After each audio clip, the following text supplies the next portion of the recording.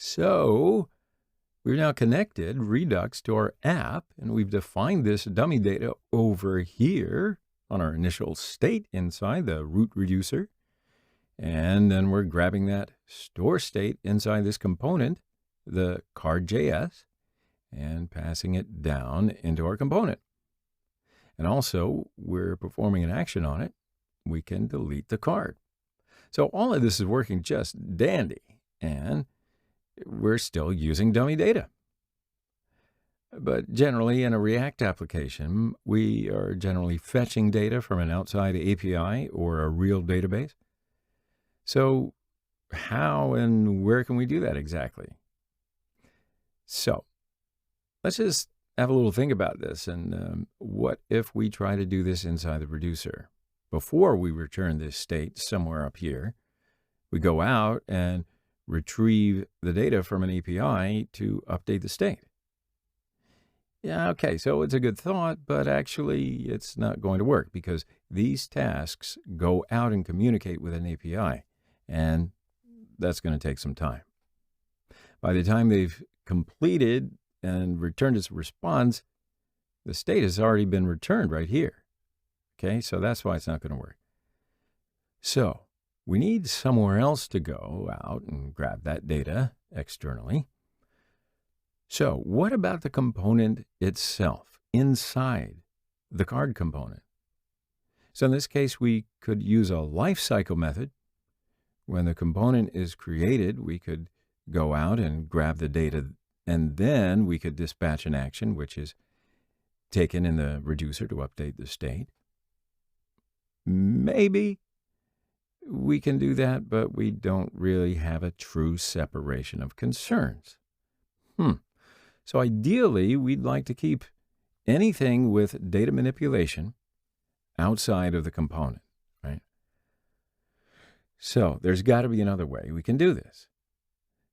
Let's go back to our diagram, and we can figure it out that way. So we have our central data store over here, and if we want, we can get data from that inside the component, and the way we do that is by mapping the state to the props.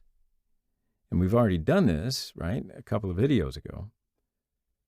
So this is where we grab the cards and output those to the DOM. Okay, so then we said if we want to change the state, if we wanted to add a card or delete a card or something like that, then what we would do is dispatch an action from the component and that action would describe the kind of change that we want to make to the store, such as add card or delete card, along with any additional data that we need to edit the state.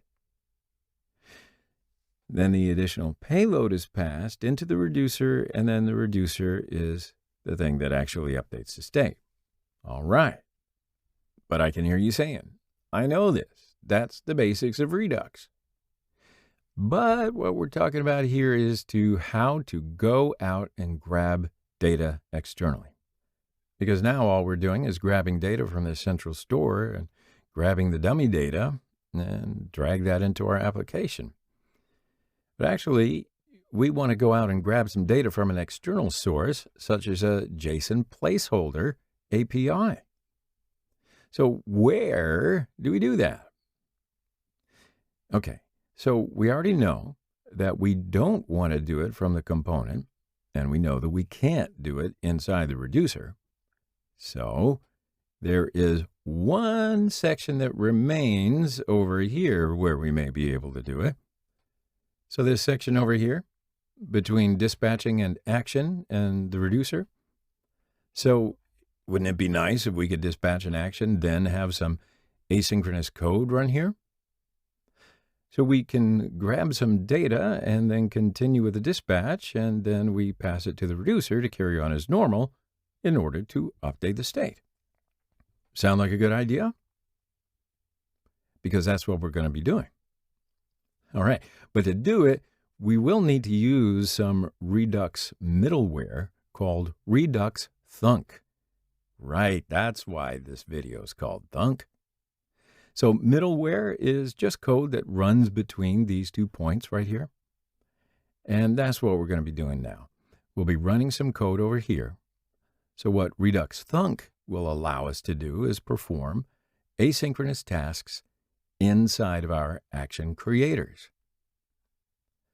Now, we've seen action creators in the previous lectures whereby we dispatch an action right here.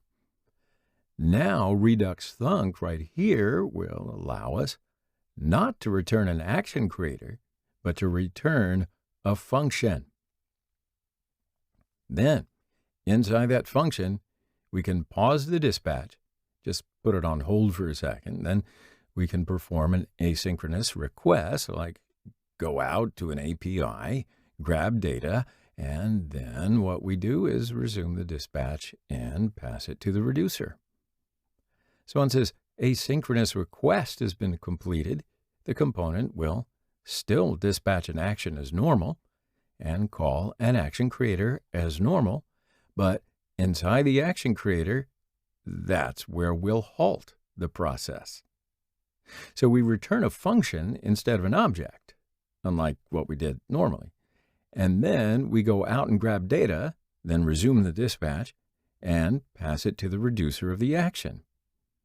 All right, so that's what we're going to be doing. Let's do it.